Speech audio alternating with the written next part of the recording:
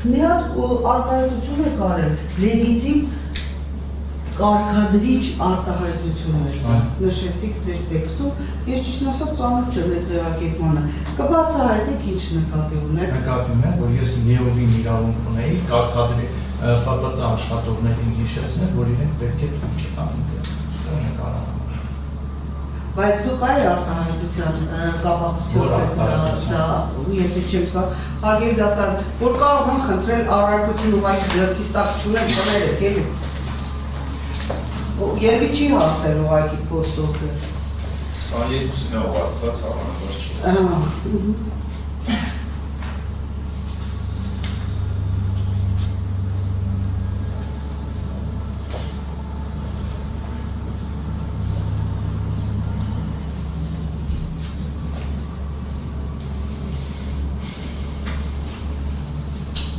Կներեք, էլ մի րոպե։ Համեցի։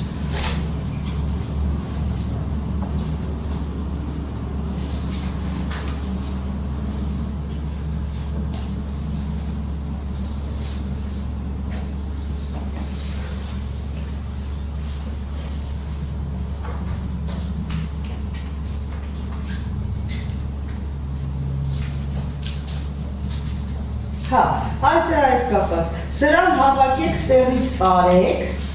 Այո, հենց դերբարին է։ Լեգիտիմ կարգադրությունը որն է, ինչ անշանակում է։ Այսինքն ես թեև կոպիտ, բայց ամբողջովին ճշմարիտ են արել, որովհետև եթե աշխատակիցները լիովին ցանկանային ավելի խիստ լիներ,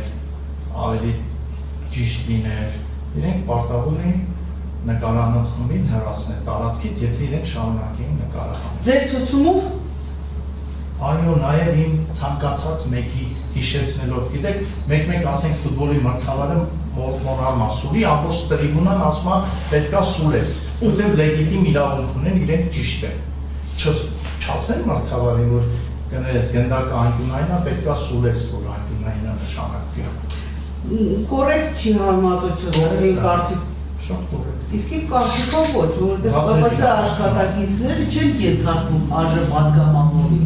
Մրցավարն չի ենթարկվում տրիբունային գտնվող։ Ճիշտ եք ասում, չի են ենթարկվում։ Վերջին աշխարհի առաջնություն դա ցույց տվեց։ Ոնց որ շատ են Կներեք, դա ուղղակի իրական հասկացա հետաքրքիր է, որ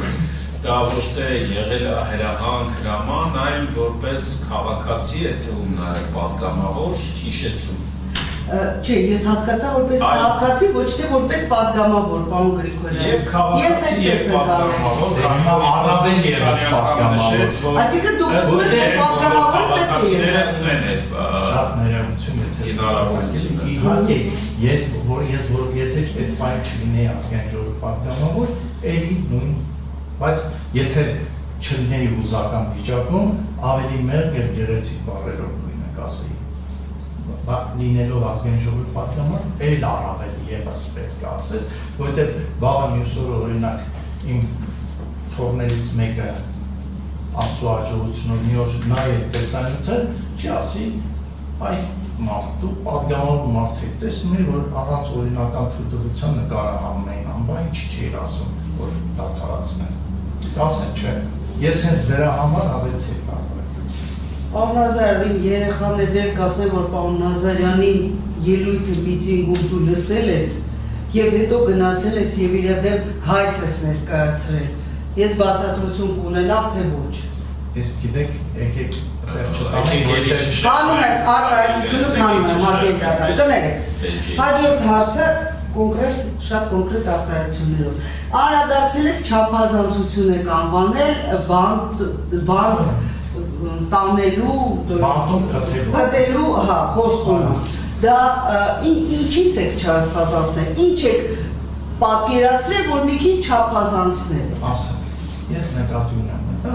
Անի Գևորգյանի նկատմամբ սիրո արտահայտությունը, որովհետև ես իր մասին անկեղծ մտածում եմ։ Ես չեմ ուզում, որ նա լրագրությունը դիտի որպես սադրանք, որպես մարդուն հունից հանելու ձեր, որպես վիրավորանք, ես ուզում եմ, որ նա հասկանա, որ մի օր այնպիսի կխորանա, եթե չկանխենք, այնպիսի արարք կանի, որ ինչ-որ մեկը իր դեմ հայց կներկայացնի և նա կհայտնվի բանտում, այսքան բան։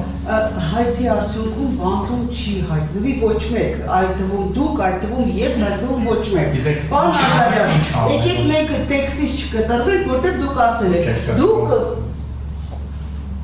կներեք հազարները ոչ։ Դա այդպես չի։ Ես կարող եմ ընթերցել ևս մեկ անգամ այդ հատվածը, որպեսզի մենք վստահություն ունենանք, եւ ես տեքստից չեմ կտրվում, ներողություն։ Դու բանտում փտելու ես, ասել եք դուք։ Հիմա Ասել չափազանցությունը եմ ես ազատության մեջ եմ լինելու, պատկերավորացած ես սո բանտում չէի ազգային ժողովում։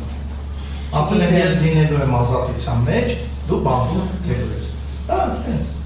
Պարոն Ազարյան, եկեք ես իրավական հարց եմ իրականում տալի, դուք ասում եք, դու բանտում փտելու ես, դուք դա անվանում եք չափազանցություն։ Ես էլ ասում եմ, ինչ եք նկատի ունեցել, որ մի փոքր չափազանց առավել եք արտահայտվել։ Նկատի եմ ունեցել, որ Անի Գևորգյանը խախտում է օրենքը, երբ որ այդ պահին իրեն ներկայացնում է որպես լրագրող։ Ո՞ր օրենքն է խախտում։ Լրագրության մասին օրենք։ Ո՞ր կետը։ Որ կետը, որ լրագրողը պետք է լինի բարոյական, էթիկայի սահմաններում գործի և չազդի մարդու նյարդերի վրա։ Դա շատ սուբյեկտիվ բան է։ Համաձայն եք, չէ ինձ հետ։ Ես համաձայն եմ, որ դա շատ սուբյեկտիվ բան Հիմա է։ եկեք պատկերացնենք, ես և դուք միասին չգիտես ինչու որոշում ենք դատավորին հունից հանենք ու սկսենք ինչ-որ Ես չեմ կարող այդպիսի բան որոշել։ Դուք կարող եք, բայց ես ոչ։ Ես էլ չեմ կարող որոշել, բայց Անի Գևորգյանը որոշում։ Անի Գևորգյանն էլ չի կարող, եւ ես դա կապացուցեմ այս գործի քննության Շատ ուրախ կլինեմ։ Հաջորդ հարցը գնահատող դատողություն, որ դուք ասում եք։ Սա իրավական կատեգորիա է։ Գնահատող դատողության գնահատող երկուսն էլ օգտագործում։ Շնորհակալություն, գիտեմ։ Խնդրում եմ ասեք, դուք որ արտահայտությունն եք համարում գնահատող դատողություն։ Բոլորը գիտեն, որ դու անբարոյական ես, սուրբ տեղը խիես եկել, սուրբ տեղը խիես եկել անբարոյականություն անում, դա դուք համարում եք գնահատող։ Այսինքն դուք համարում եք, որ ցանկացած մարդ կարող է ցանկացած կնոջը նշի, որ անբարոյականություն է անում։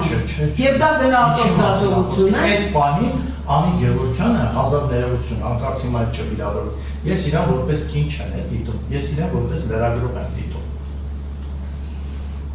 Այսինքն դուք իրան անվանել եք անբարոյական լրագրող։ Ոչ, տեսեք։ Արձանագրություն է իրականացվում, էլի։ Շատ ներողություն։ Անբարոյական լինում է պատգամավոր, բայց ոչ թե վարքով, սեռական կյանքով, այլ իր օրինակ այսօր ես կարող եմ ասել Էդգար Ղազարյանը անբարոյական պատգամավոր է։ Արգելի պատասխանող կողմ, խնդրում եմ անկախ ձեր դիրքորոշումից, ձեր արտահայտություններում այնպես եղեք, որ դրանք մասնակիցների կողմից չընկալվեն որպես վիրավորակ կամ զրկվող։ Բայց ես իրան փոխանցել։ Ընդհակառակը, ես օրինակ եմ բերում, որ դա